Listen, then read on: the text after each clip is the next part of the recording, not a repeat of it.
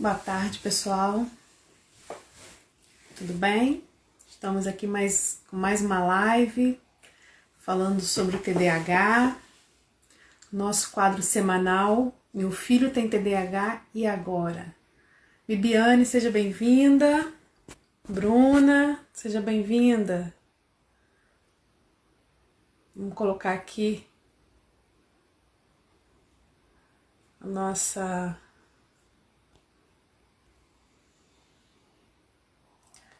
tema, né?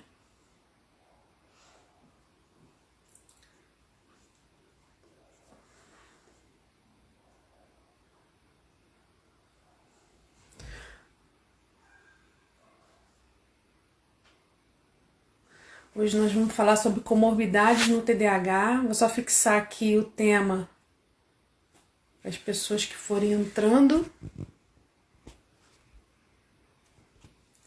Fixar o comentário. Que bom que vocês estão aqui, Bibiane. Tudo bem? Bruna. Hoje nós vamos falar um pouquinho sobre comorbidades no TDAH, tá? Aqueles transtornos ou outras condições médicas que podem estar aparecendo aí junto com o TDAH e acabam dificultando aí o tratamento, complicando um pouco mais os sintomas. Bruna, essa parte que eu mais gosto. É verdade, mas é assim mesmo, a gente precisa entender o TDAH de uma forma completa, porque às vezes o sintoma que ele está apresentando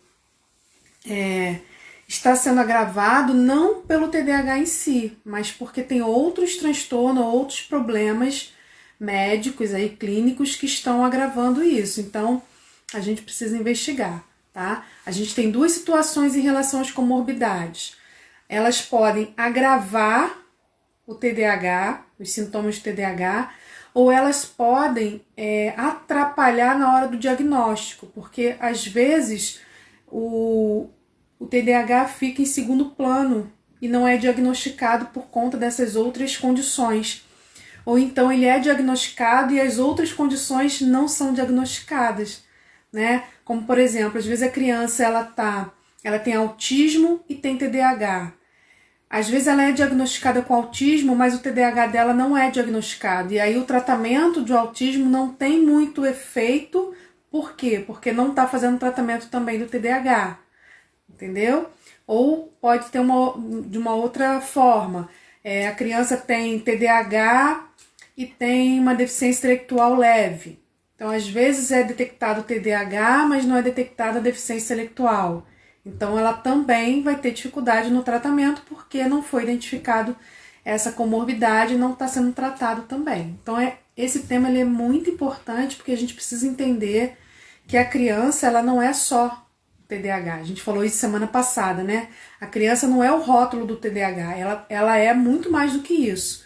E às vezes tem outras questões aí no caminho atrapalhando todo esse processo, agravando esse processo. Bibiane, é verdade. Acaba sendo um sofrimento mesmo. Por quê? Porque o TDAH em si, se ele aparecer sozinho, ele já dá um trabalhinho, né? Você tem que fazer um tratamento, trabalhar com essa criança. Agora, quando ele vem com outros transtornos, né, e geralmente os transtornos que vêm são transtornos psiquiátricos, como a depressão, o transtorno de ansiedade, isso acaba agravando mais, né? Então, nós vamos falar um pouquinho sobre isso. E para a gente começar, hoje nós estamos na 6ª live. Nós já falamos sobre diagnóstico, já falamos sobre tratamento, já falamos sobre sintomas, sinais e sintomas, já falamos sobre como dar como dar a notícia, né? Como falar para o filho que o filho tem TDAH. Na verdade, essa é a 5ª, né? 5ª live que a gente está falando então sobre comorbidades. As comorbidades. O que significa isso? Né? A gente fala comorbidade e às vezes a pessoa não entende. O que significa comorbidade? Estelita, seja bem-vinda. Élida. O que seriam as comorbidades? Comorbidades é quando acaba acontecendo, dentro do transtorno que a gente está falando aqui, né, o TDAH, acabam acontecendo outros transtornos ou outras condições médicas que acabam predispondo a outros problemas ou intensificando, agravando os sintomas daquele transtorno primeiro, aquele transtorno de base que a gente fala, né? Então isso pode acontecer com qualquer tipo de doença, transtorno ou deficiência. Por exemplo, uma pessoa que tem diabetes, ela tem a diabetes, que é uma situação, né, uma doença, mas ela pode ter outros, ela pode ter, por exemplo, pressão alta, ela pode ter outros problemas que, se aparecerem junto com a diabetes, atrapalham mais o tratamento da diabetes, acabam intensificando os sintomas da diabetes. Deu para entender? No TDAH acontece a mesma coisa. O TDAH, quando ele aparece sozinho, ele tem um prognóstico, ele tem uma evolução e tem uma resposta ao tratamento. Quando ele aparece associado a outros transtornos ou outras condições médicas, esse tratamento precisa ser adequado, né, a essa situação, e se não for bem feito, a resposta ao tratamento acaba ficando um pouco mais difícil. Por isso que é tão importante a gente identificar, né, os transtornos e tratar todos eles. Não adianta a gente só tratar o TDAH e não tratar os outros, ok? Então vamos falar um pouquinho sobre isso. Por que é importante falar sobre transtornos ligados ao TDAH? Porque 70% das crianças, adolescentes ou adultos, 70% das pessoas que têm TDAH, elas apresentam outras condições médicas, psiquiátricas ou neurológicas associadas. Então, de todas as pessoas que têm TDAH, 70% apresentam comorbidades, que são outras associações, outras condições médicas, psiquiátricas ou neurológicas associadas. Então, isso é um número muito grande, é um número bem expressivo e a gente precisa identificar isso, né? Precisa entender isso, porque se a gente não leva isso em consideração, a gente acaba não fazendo um tratamento adequado, tá bom? Cris entrou, seja bem-vinda também. Nós estamos falando sobre comorbidades no TDAH. Então, 70% das pessoas que têm TDAH também possuem outras condições associadas, né? E isso acaba atrapalhando tanto o tratamento como intensificando os sintomas, como eu já falei. E existem 4 tipos de comorbidades. Só que eu vou tratar aqui de 2 que eu considero as mais importantes e as que mais acontecem, tá? Uma comorbidade que a gente chama de concorrente. O que seria comorbidade concorrente? É aquela comorbidade, aquela situação onde acontecem dois problemas médicos, psiquiátricos ou neurológicos ao mesmo tempo e que um intensifica o sintoma do outro. Exemplo, a criança tem TDAH, que é um transtorno, e ela tem autismo, que é outro. Então são 2 condições que estão acontecendo ao mesmo tempo e que o TDAH agrava o autismo, os sintomas do autismo, e o autismo intensifica os sintomas do TDAH. Deu para entender o que seria comorbidade concorrente? São 2 transtornos diferentes que aparecem ao mesmo tempo numa pessoa e que um acaba atrapalhando ou intensificando o outro. Tá? E eu dei o exemplo do TDAH e do autismo. E a gente tem um outro tipo de comorbidade, que é o que a gente chama de comorbidade sucessiva. O que seria comorbidade sucessiva? É quando um transtorno ele não é tratado ou ele não é bem tratado e por conta disso ele acaba gerando outro problema. Exemplo, a criança tem TDAH, né? Ela não tratou esse TDAH, passou aí a infância dela com vários problemas e tal, e não teve um tratamento, ou o tratamento que ela fez não foi um tratamento adequado. Ela pode, na adolescência, por exemplo, desenvolver transtorno de ansiedade, por conta desse TDAH não tratado. Tá? Eu vou falar um pouquinho sobre o transtorno de ansiedade daqui a pouco, mas só para vocês entenderem a diferença do tipo concorrente e do tipo sucessivo, tá? O concorrente são dois transtornos independentes que acontecem na vida da pessoa e que um atrapalha o outro. E o sucessivo é quando um transtorno, a pessoa só tem um transtorno e por não ser tratado, pelo tratamento não ser adequado, ele acaba gerando outros problemas neurológicos, psiquiátricos ou médicos, tá? Daniela, seja bem-vinda também. Então, o que acontece? Nem sempre essas comorbidades são comorbidades psiquiátricas ou neurológicas, elas também podem ser médicas. Por exemplo, TDAH, a criança tem TDAH e ela tem lá uma dificuldade muito grande com a questão das atividades da vida diária, como tomar banho, escovar dente, aquelas higienes básicas, né? Ela tem essa dificuldade. Então, ou ela não tem uma resistência a escovar o dente, ou quando vai escovar o dente, faz isso de forma muito rápida, sem os cuidados necessários. Então, isso acaba não fazendo uma higiene bucal bem feita. E o que isso pode acarretar mais na frente? Problemas de cárie, né? Problemas de saúde bucal. Então, as comorbidades, elas nem sempre são transtornos, são problemas, né, psiquiátricos ou neurológicos. Ela pode também ser uma condição médica. Pode, por exemplo, a questão da obesidade. É muito comum a criança com TDAH desenvolver obesidade. Por quê? Porque ela não para comer, ela fica beliscando durante o dia por conta da ansiedade, por conta da impulsividade. Quando ela vai comer, ela não tem a paciência de comer tudo, né? E come muito rápido, não mastiga direito. Então, todos esses hábitos, né, que vão sendo gerados por conta desse TDAH dessa criança, acaba também gerando o que a gente chama de comorbidade da obesidade, por exemplo. Ok? Então, até aí tudo bem? A gente entendeu o que é comorbidade, a gente entendeu que existem vários tipos de comorbidades. Eu falei de dois tipos, que são a concorrente e a sucessiva, e a gente vai entrar então em algumas comorbidades que são mais comuns no TDAH, que mais aparecem, né, estatisticamente no TDAH. Adriana, seja bem-vinda. A gente está falando aqui sobre comorbidade no TDAH. Começamos explicando o que é a comorbidade, né, como que ela aparece, os tipos de comorbidades. E a gente falou também, que é um dado muito importante, que 70% das pessoas que têm TDAH, elas possuem algum tipo de comorbidade. Ok? Essas comorbidades, elas podem surgir junto com o TDAH ou elas podem surgir por causa do TDAH que não foi tratado direito ou que não teve tratamento.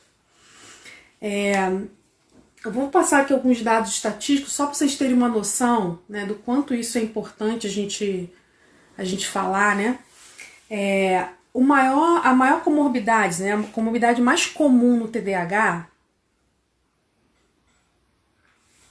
a comorbidade mais comum no TDAH é o TOD. O que é o TOD? É o transtorno opositivo desafiador. Esse transtorno opositivo desafiador, ele aparece em torno de 40 a 50% dos casos de TDAH. Então, ele é considerado o transtorno mais comum, né, de associação com TDAH. E isso, o que acontece quando a criança tem tanto o TDAH quanto o TOD? A identificação disso, né, quando você identifica, você percebe que é uma criança que os sintomas, tanto dos sintomas do TDAH quanto os sintomas referentes ao TOD, eles estão muito mais exacerbados do que uma criança que só tem o TOD ou uma criança que só tem o TDAH. Então, é muito comum isso acontecer, né? Essa associação entre o TOD e o TDAH. E o TOD, por si só, ele já é um transtorno de difícil condução. Ele já é um transtorno que demanda muito da família, que demanda muito, né, da família se conscientizar da forma como ela tem que lidar com essa criança, uma forma diferenciada de lidar com essa criança. Né? A família tem que aprender a mudar a sua estrutura de parentalidade, né? De como ela vai lidar com essa criança, das rotinas que ela vai estabelecer no dia a dia. E quando o TDAH está associado, isso acaba dificultando muito mais. Porque além dela ter a resistência a cumprimento de regras, por exemplo, por conta do TOD, ela também vai ter a dificuldade de automatizar, né, regras, rotinas, por conta do TDAH. A Adriana está pedindo para fazer a diferença entre TOD e o TDAH. Olha, eu vou fazer um resuminho aqui bem básico, só para vocês entenderem a diferença. Mas a gente pode fazer uma live só sobre isso, porque eu acho que o TOD é um transtorno que traz muita angústia aí para as pessoas, né? Saber se realmente é TOD ou se não é, se é só uma falta de educação, entre aspas, né, da criança, falta de limite. A gente pode fazer uma live só sobre TOD, bem esmiuçado e falando essa relação com o TDAH.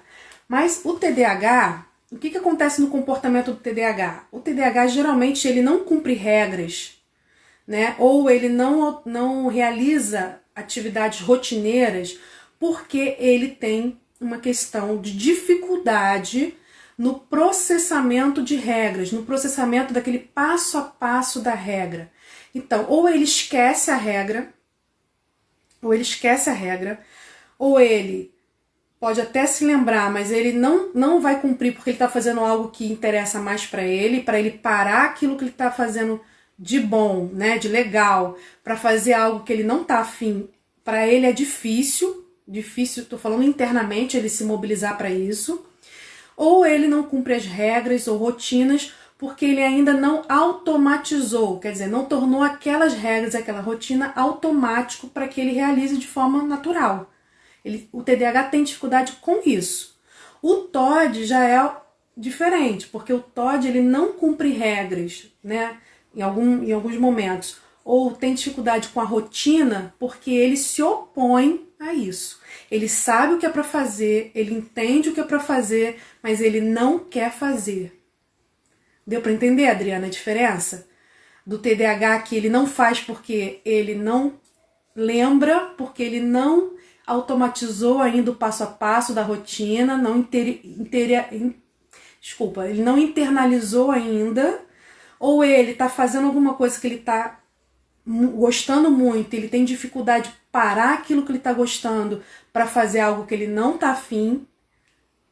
E o TOD não, o TOD ele sabe o que é para fazer, ele lembra, enfim, mas ele por uma questão opositiva, ele não quer fazer aquilo que tem que fazer, quer dizer, não quer cumprir a regra, ele não quer seguir a rotina, ele quer fazer do jeito dele, na hora dele, como ele acha que tem que ser feito. Deu para entender, Adriana? Coloca para mim um joinha aí, algum sinal de que você conseguiu entender essa diferença, tá? E se alguém ficou com alguma dúvida, sinaliza aí também. Seja bem-vinda, Ive. Hélida, vamos fazer sim, nós vamos terminar agora no mês de julho. Nós temos mais 2 lives já programadas e em agosto a gente começa, então, podemos começar agosto falando sobre o TOD, ok? Ah, tá bom, Adriana.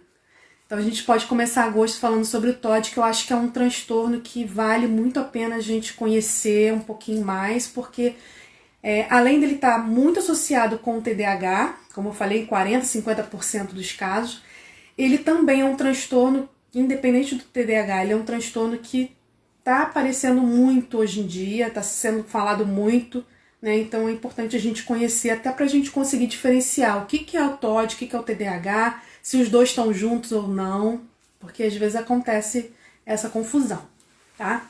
Então, 40%, 50% do TOD, a gente tem o transtorno de ansiedade, que pode aparecer em torno de 20% a 40% dos casos, tá? Quando eu falo 20% a 40%, porque existem pesquisas que estão aí mostrando dentro desse limite, tá? Então, as pesquisas científicas indicam que entre 20% e 40% dos casos de TDAH, a criança pode desenvolver também transtorno de ansiedade. A gente vai falar sobre o transtorno de ansiedade daqui a pouco. Tem o transtorno bipolar, em torno de 5%, também pode acontecer. Transtornos de aprendizagem, como dislexia, descalculia, disgrafia, desortografia, né? O mais comum, que são descalculia e dislexia podem aparecer em 30% dos casos de TDAH. Então também é bem recorrente, né, a criança ter TDAH e ter dislexia também, ter TDAH e ter descalculia. Ou ter TDAH, que também é bem comum, ter disgrafia, e a gente vai ver por que a disgrafia está associada ao TDAH. Fobia social, em 23% dos casos, depressão, em torno de 20 a 40% também dos casos, então é uma incidência alta. Hoje a gente não vai falar sobre depressão, porque sábado agora, dia 18, às 17 horas, eu vou fazer uma live com uma amiga minha chamada Elaine Paris, também é psicopedagoga, e a gente vai fazer uma live só sobre depressão e TDAH, relação do TDAH com a depressão. Tá? Então hoje eu não vou entrar na depressão, porque a gente vai falar sobre isso no sábado, ok? Então vocês estão convidadas a participar. Espero, né? A gente tenta deixar gravado para vocês, se não acontecer nada aí na internet, vai ficar gravado, mas a gente vai falar sobre depressão no sábado. E é importante frisar que a depressão precisa ser bem entendida no TDAH, porque ela pode acontecer de duas formas. Ela pode acontecer independente do TDAH, né? Ela pode acontecer, criança ter depressão e TDAH, e os dois, um atrapalhar o outro, ou ela pode ter o TDAH e, por causa de um tratamento que não foi bem feito ou não foi feito, desenvolver a depressão. Então tem duas possibilidades da depressão aparecer no TDAH, ok? No finalzinho da live eu vou lembrar vocês da nossa live de sábado. Nós temos também epilepsia, que pode aparecer aí em 20, 30% dos casos. As tiques, né, que a gente fala de tique, né, aqueles movimentos repetitivos, né, ficar piscando, ficar fazendo algum barulho. As tiques também são comuns, 30% dos casos aparecem associados ao TDAH, as tiques. Enxaqueca, cefaleia, também é muito comum no TDAH, 30 a 40% dos casos. Transtorno do desenvolvimento da coordenação, que a gente chama de TDC, também está associado ao TDAH em 50% dos casos. Então é um transtorno bem presente no TDAH. Por isso que eu falei que às vezes a criança tem disgrafia, porque ela tem um transtorno no desenvolvimento da coordenação motora ampla e também a coordenação motora fina, né? A coordenação motora ampla dos movimentos de andar, de correr, de se locomover, né? Mexer braços e pernas e tal. E a fina é aquela do movimento que a gente fala que é de movimento de pinça, aquele movimento de escrita, de desenhar, de pintar, de pegar objetos. Então, esse movimento fino. Então, tanto a coordenação ampla quanto a coordenação fina, a criança tem uma dificuldade enorme quando ela tem esse transtorno de desenvolvimento da coordenação. Associado ao TDAH, isso prejudica mais ainda, porque o TDAH por si só, ele já tem uma dificuldade de coordenação, né? Uma dificuldade que não chega a ser um transtorno, mas o TDAH por si só, ele já tem uma dificuldade de coordenação. Quando ele tem esse transtorno de coordenação, desenvolvimento da coordenação, aí isso piora e muito, e muito. E quando os dois estão associados, é muito comum a criança ter muita dificuldade na escola a ponto de não querer mesmo estudar, tá? Por conta dessa dificuldade que ela começa a apresentar, que é num nível muito alto. Autismo, né? TDAH com autismo a gente tem também 30% dos casos, e deficiência intelectual, 15% dos casos de TDAH apresentam deficiência intelectual. Então, eu dei aqui algumas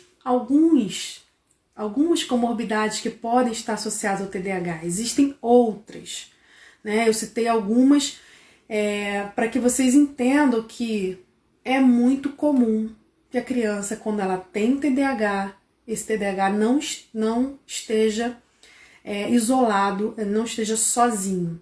Então, quando a gente detecta o TDAH numa criança, é importante que a gente investigue outras comorbidades, tá? E também, ao contrário, quando a gente detecta essas comorbidades aí, esses outros transtornos na criança, é importante que a gente investigue o TDAH também. Porque pode acontecer duas coisas. A criança, por exemplo, foi detectada com autismo e não detectou autismo, deu diagnóstico e ela tem TDAH, só que o TDAH não é diagnosticado. Por quê? Porque se atribui ao autismo todos os sintomas do TDAH. Isso pode acontecer. Então ela vai tratar o autismo, mas não vai tratar o TDAH.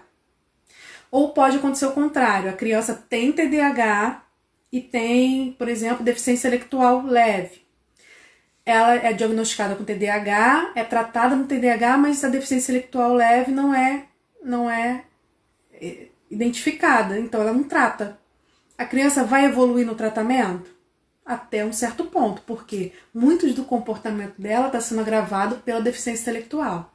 Então, a comorbidade ela é importante ser investigada sempre. Sempre que a gente for fazer uma avaliação com uma suspeita de TDAH, a gente tem que investigar se existem outras comorbidades. Antes de eu entrar na explicação das comorbidades, eu queria chamar a atenção para uma que é muito comum, é uma queixa muito comum dos pais em relação aos filhos com TDAH, que é o distúrbio do sono.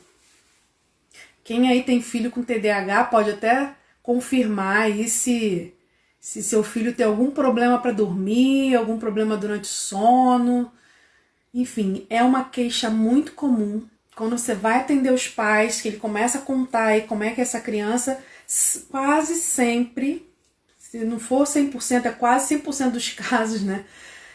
Os pais relatam algum problema relacionado ao sono, né? E aí, os distúrbios de sono, eles aparecem em 80% dos casos de TDAH. E é muito importante que se investigue isso, e não só investigue, que trate isso, né? A criança pode ter problemas de sono por vários motivos. Isso. Ó, a Bibiane tá falando, já teve muito, melhorou bastante. Ok. Pode melhorar, dependendo do tratamento, tudo isso pode melhorar. Então, é importante que seja investigado, seja detectado. Então, a criança ela pode ter dificuldade tanto para iniciar o sono, para conseguir dormir, ou ela pode ter dificuldade durante o sono, uma criança que acorda muito à noite, uma criança que se mexe muito de noite, é uma criança que tem um sono agitado, pode ter pesadelos demais durante a noite, não consegue entrar naquele sono profundo, tá sempre naquele sono leve, e aí no outro dia quando acorda cansado, como se não tivesse dormido, e aí fica com sono durante o dia. Então é uma comorbidade que está muito presente no TDAH. Ana Carla, seja bem-vinda. Então é importante que a gente investigue também essa questão do sono e não só identifique, né? Mas trate também. Não adianta a gente tratar o TDAH e não tratar o problema com sono, ok? Em alguns casos, você tratando o TDAH, a criança tende a melhorar o sono dela. Mas em muitos casos, ela vai precisar de um tratamento para a questão do sono também, tá? Não só, e quando eu falo de tratamento, gente, eu não estou falando especificamente de um remédio, tá? Eu não estou falando que tem que dar remédio para a criança dormir, não é isso. É identificar o que está acontecendo nesse sono, se tem algum distúrbio de sono associado, ou se o sono dela tá prejudicado pelos próprios sintomas do TDAH, se você vai precisar fazer uma higiene do sono antes do horário dele dormir, entendeu? A criança com TDAH, usar eletrônicos antes do horário de dormir é muito ruim para ela, porque agita mais ela vai ter mais dificuldade no sono, mais dificuldade para dormir, ou mais dificuldade para ter um sono melhor. Então, tratamento envolve, né, a gente já teve uma live sobre isso, tratamento não envolve só medicação, tratamento envolve terapia, envolve um monte de questões, principalmente a mudança na rotina familiar. Essa mudança na rotina familiar, como a família vai lidar com essas questões e vai estruturar a rotina dessa criança, vai fazer muita diferença, tá? Então a higiene do sono ela é uma das coisas que a gente acaba ensinando para a família, para ela fazer com a criança e acaba ajudando. Em alguns casos mais graves, né, um caso mais que pode precisar da medicação, sim, mas em outros casos não. Ok? Até aí tudo bem? Podemos continuar? Vamos falar um pouquinho sobre transtorno de ansiedade e o TDAH. Olha, o transtorno de ansiedade é como a depressão, como eu expliquei da depressão. Ele pode tanto aparecer separado, quer dizer, a criança tem ansiedade e a criança tem o TDAH, tem os dois, e o transtorno de ansiedade atrapalha o TDAH e o TDAH atrapalha o transtorno de ansiedade, ou ela pode desenvolver um transtorno de ansiedade por causa do TDAH não tratado ou não tratado corretamente, que é uma das coisas mais comuns que acontece. A criança só tem TDAH, ela não teria problema nenhum, mas por conta de não ter um tratamento, ela acaba desenvolvendo o transtorno de ansiedade. Ultimamente está ficando difícil para dormir, quer ficar assistindo algum vídeo sobre cavalo, jogando tal. Chama atenção todo momento para dormir. Assim, o adolescente, de um modo geral, ele já tem dificuldade para dormir por conta de querer ficar no celular, né, a noite inteira e se deixar ficar a madrugada toda. Porque o que acontece hoje em dia, diferente da minha época? A minha época a gente só tinha televisão, minha época de criança. Só tinha televisão. E a televisão, quando chegava em um determinado horário, ela saía do ar, né? Ou então, de madrugada, só passavam uns filmes, assim, que mais para adulto, que não interessava a criança, mas saía do ar. Então, eu ia ficar acordada pra quê de madrugada? A gente só ficava acordada até tarde quando um primo ia dormir em casa, uma prima, que aí ficava aquela baguncinha, mas no dia a dia, não tinha por que eu ficar acordada a madrugada toda se não tinha nada para fazer. Não tinha celular, não tinha internet, televisão saía do ar, eu ia ficar fazendo o quê?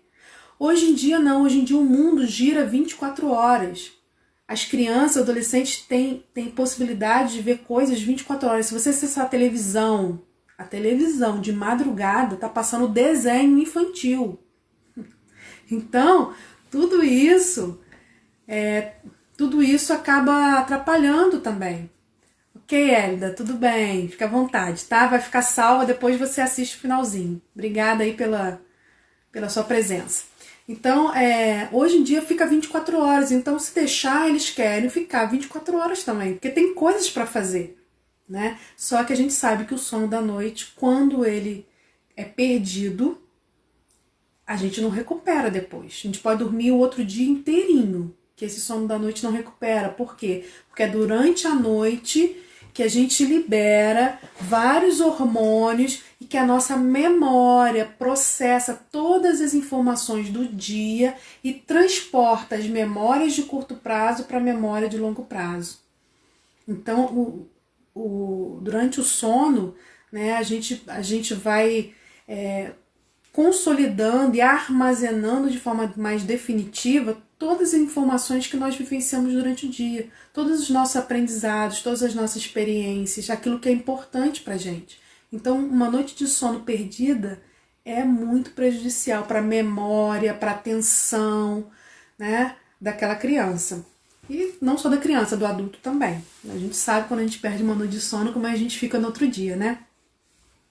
Então, a ansiedade ela pode vir pelo seguinte, olha, a criança com TDAH, geralmente, ela apresenta dificuldades em realizar tarefas. E tarefas, quando eu falo tarefas, não estou me relacionando só à escola, não. Tarefas do dia a dia. Então, são crianças que sofrem muitas cobranças, os pais estão sempre cobrando, estão sempre chamando atenção, na escola a mesma coisa. Ela passa por vários fracassos repetitivos, ela tenta fazer, mas não consegue, ela se esforça, mas não consegue, até chegar a um ponto que ela desiste. Não vou tentar, não vou conseguir, eu não vou tentar, vão brigar comigo do mesmo jeito. Então, esse ciclo, né, de dificuldade em realizar tarefa, e essa dificuldade acaba gerando mais cobrança, e essas cobranças vão gerando a sensação de fracasso.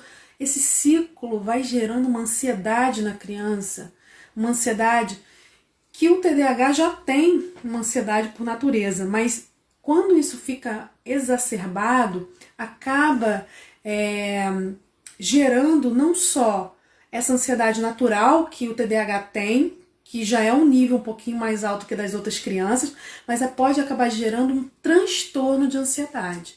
Então, olha só, gente, existe uma diferença entre ansiedade e transtorno de ansiedade.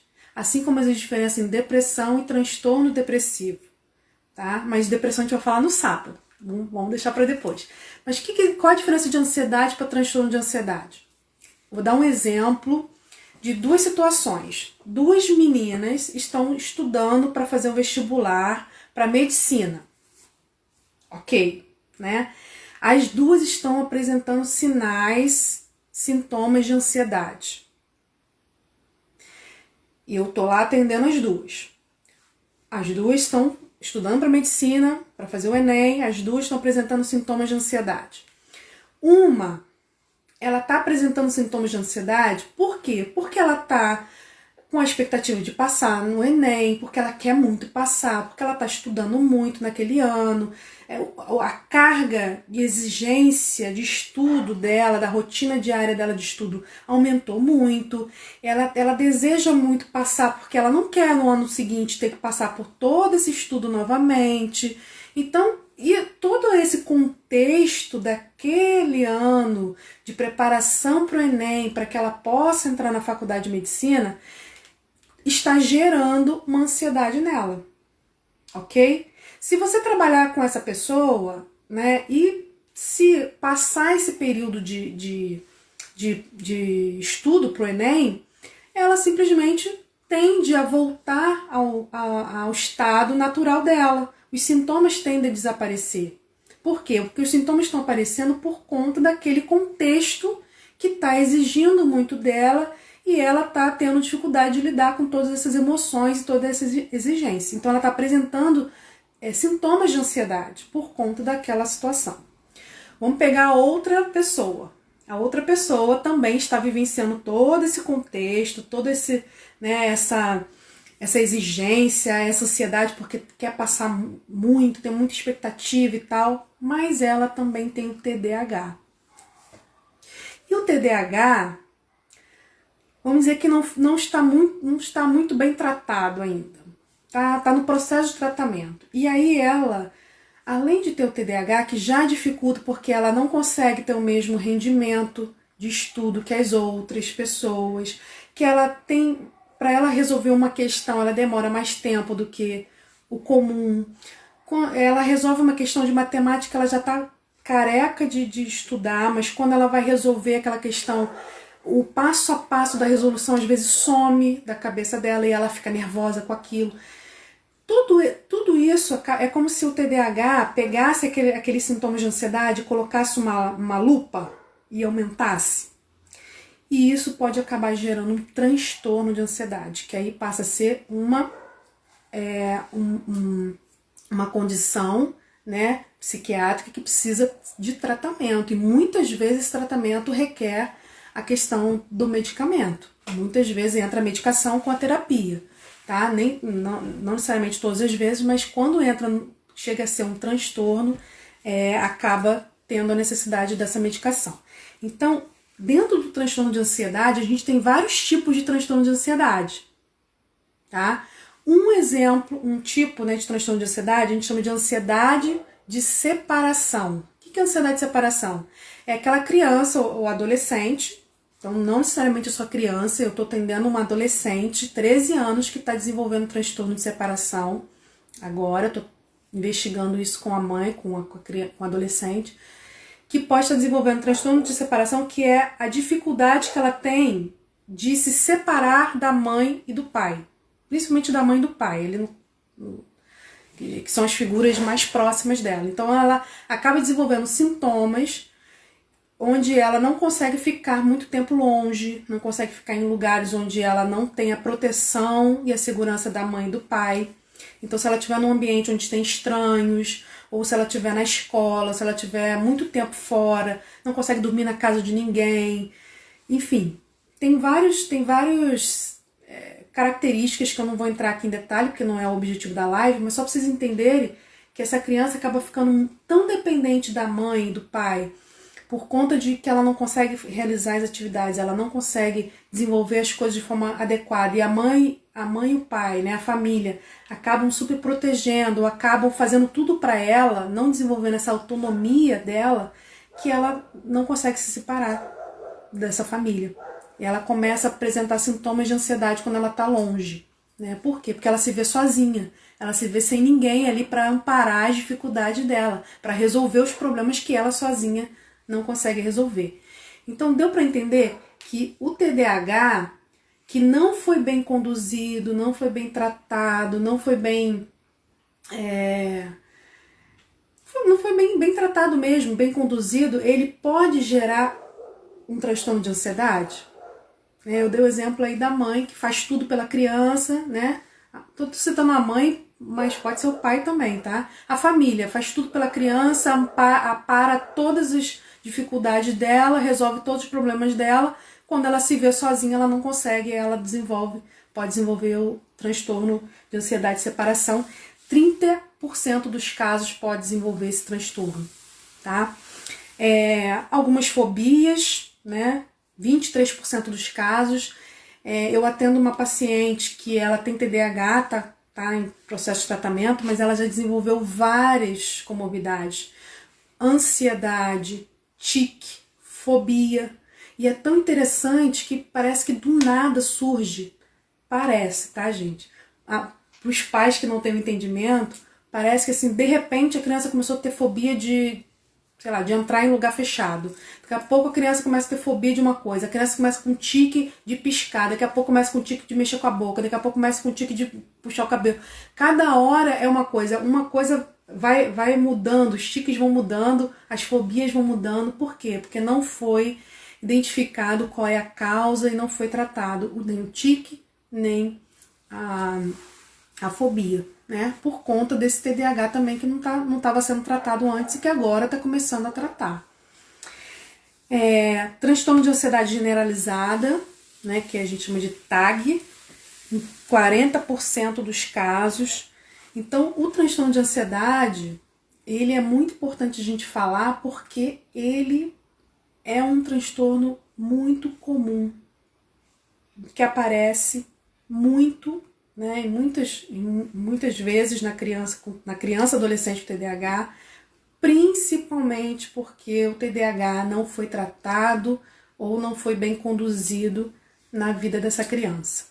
Tá? Então eu estou chamando atenção para isso, não é para colocar culpa na família, na mãe, no pai, não é para colocar um peso, nem muito menos para chamar atenção, parece que é uma coisa horrorosa, não é isso. Eu estou chamando atenção para isso, para mostrar a importância do diagnóstico precoce, a importância do tratamento, né? E aí, mesmo que você tenha descoberto isso já com a criança adolescente, não importa, comece o tratamento.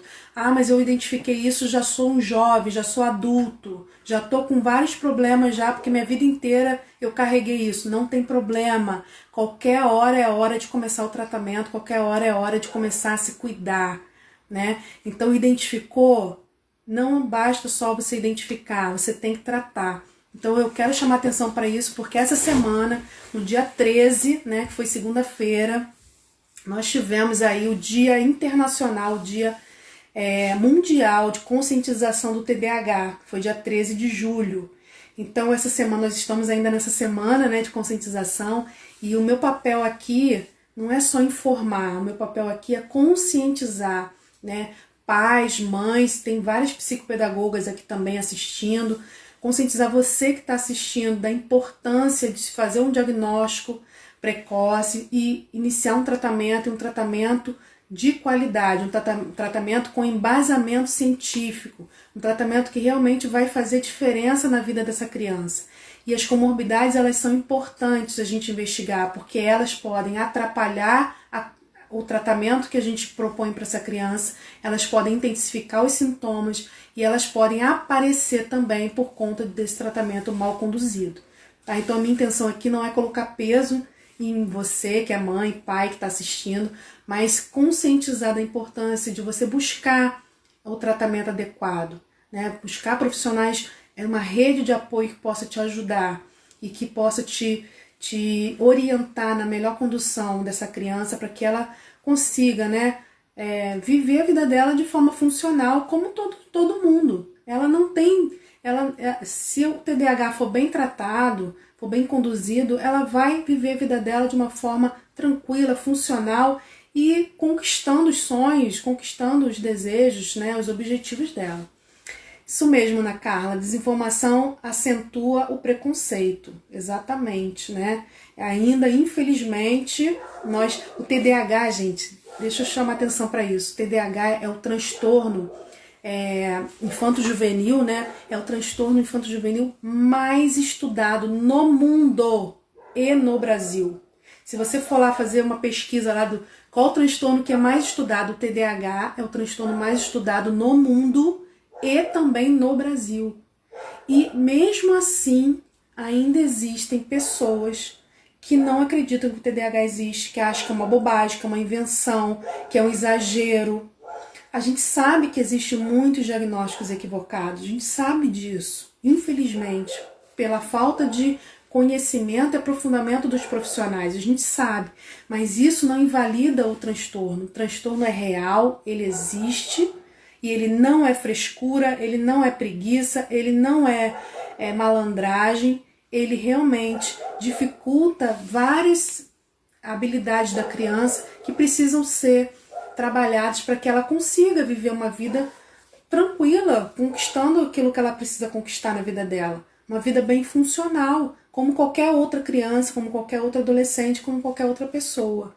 Então é importante a gente ter essa consciência, né? E buscar as informações no lugar correto, né? Não em qualquer lugar, não só digitar TDAH no Google e se informar de tudo que aparecer, porque nem tudo que aparece tem embasamento científico, né? Tem comprovação científica que tem resultado. Então é importante que vocês saibam também onde procurar, tá bom? Então nós falamos sobre a transtorno de ansiedade, eu vou falar aqui rapidinho sobre a deficiência intelectual. Por quê, gente? Porque a deficiência intelectual, eu vou até dar uma lidinha aqui para vocês terem uma noção, ó. A deficiência intelectual é fácil de ser confundida, né, com o TDAH do tipo desatento. Em torno de 20 a 30% dos casos de deficiência intelectual leve, a criança tem o déficit de atenção associado. Então, em 20 a 30% dos casos de deficiência intelectual leve, a criança também tem o TDAH do tipo desatento. Então é aquela criança que está lá no cantinho da sala, não dá muita porrinhação, está desligado do que está acontecendo e tal, não consegue aprender. E às vezes ela não consegue aprender não é só porque ela tem desatenção, mas porque ela também tem uma deficiência intelectual leve que não foi detectada. Então é importante a gente ter isso em mente, né? Principalmente quem é profissional que está aqui, que vai fazer a avaliação das crianças com TDAH. E outro ponto importante, né? Quanto mais severo for a deficiência intelectual, maior é a chance da criança ter o TDAH do tipo combinado. Qual é o tipo combinado? Que tem o déficit de atenção e a hiperatividade e impulsividade. Então, quanto mais leve for o TDAH, maior a chance de ter... Quanto mais leve for a deficiência intelectual, maior a chance de ter o TDAH do tipo desatento. Quanto mais severo for a deficiência intelectual, maior a chance de ter o TDAH do tipo combinado. Ok? Então, só para a gente ficar com essa informação aí. E de tudo que eu falei, né? Tantas informações, tantas estatísticas, né? Tantas porcentagens. O que eu gostaria que vocês levassem para a vida de vocês, seja você mãe, seja você pai aí da família, seja você profissional que está assistindo, que vocês possam entender que o TDAH nem sempre vem sozinho, em 70% dos casos vem acompanhado de outras comorbidades, né, de outras condições médicas, neurológicas ou psicológicas, e que é importante investigar isso, e que o tratamento do TDAH, que se não for feito da forma correta, se não tiver uma boa condução, ele pode acarretar o surgimento, o aparecimento de outras comorbidades, de outros problemas associados, né, ao TDAH, que a gente já falou aqui alguns deles, né? Gente, nós estamos já, né, avançando na hora. Bia, psicopedagoga, entrou. Bia, nós estamos praticamente encerrando aqui, né? Mas o que eu quero deixar para vocês? Eu vou salvar a live, vou deixar aqui para vocês assistirem, quem entrou depois. Quero fazer 2 convites a vocês, né? 2 informações. Primeiro, quem é mãe, né? Quem é pai aí, quem é cuidador de crianças e adolescentes com TDAH, no link que tá lá na minha bio aqui no Instagram, tem um link que, na verdade, tem 2 links. Um link é para participar de um grupo de mães e pais, né? Não precisa ser só mães, mas um grupo de cuidadores, pais, mães de TDAH. Se você quiser participar, é um grupo onde eu coloco várias informações, tiro várias dúvidas, tem orientações, tem dicas sobre como você conduzir o TDAH, e é específico para TDAH, para pais e mães de TDAH, tá? Então, se você tem interesse, se você é pai e mãe de TDAH, entra lá no link na minha bio e participe. E tem uma pesquisa também lá no link da minha bio, um link para participar de uma pesquisa sobre TDAH. Então também é direcionado para pais e mães de TDAH. Você pode entrar e preencher a pesquisa. Essa pesquisa é muito importante para mim, porque ela vai trazer elementos que são importantes para eu poder organizar, né, as lives que eu estou promovendo aqui, mas também para me ajudar no próprio consultório, lá com os atendimentos, porque ali vai mapear todas as reais dificuldades que vocês pais enfrentam quando no dia a dia com seus filhos com TDAH. Então, se você é pai e mãe, quiser participar e puder participar, tá lá no link, lá na minha bio aqui no Instagram. E um outro convite é que no sábado agora, sábado, dia 18, às 17 horas, eu vou fazer uma live com a Elaine Paris, que é uma psicopedagoga, e a gente vai falar especificamente sobre depressão e TDAH. Qual a relação entre o TDAH e a depressão. Tá? Então a gente vai falar isso com vários exemplos, com uma forma mais aprofundada para vocês. Se vocês puderem, eu ficaria muito feliz em tê-las na nossa live, no sábado, às 17 horas. E na semana que vem, que é a live do nosso quadro semanal, né?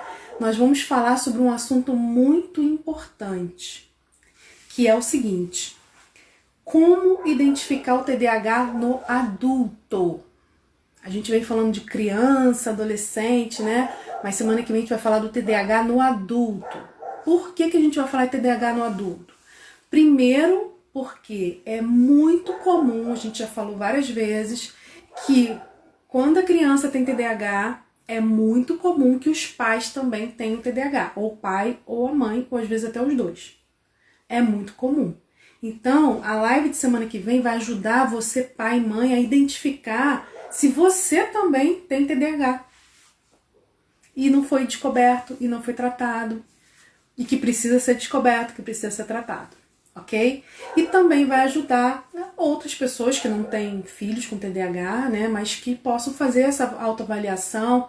Eu tenho recebido vários casos de jovem e adultos, né, que estão buscando o diagnóstico de TDAH agora. Por quê? Porque agora que tiveram informação, começaram a ver na internet várias pessoas falando sobre TDAH e se identificaram com aqueles sintomas e buscaram fazer o diagnóstico, né? Como eu falei, o ideal é fazer o diagnóstico precoce, o tratamento precoce, mas qualquer hora é hora. Se você descobrir agora quanto adulto, não tem problema, vamos começar a trabalhar, vamos tratar, e vida que segue. E você vai conseguir encontrar estratégias para melhorar as suas dificuldades e ser feliz na vida.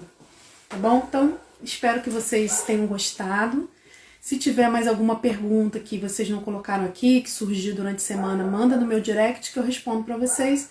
E eu aguardo vocês no sábado, às 17 horas, pra gente falar um pouquinho de depressão e TDAH, tá bom? Fiquem com Deus. Até sábado, se Deus quiser.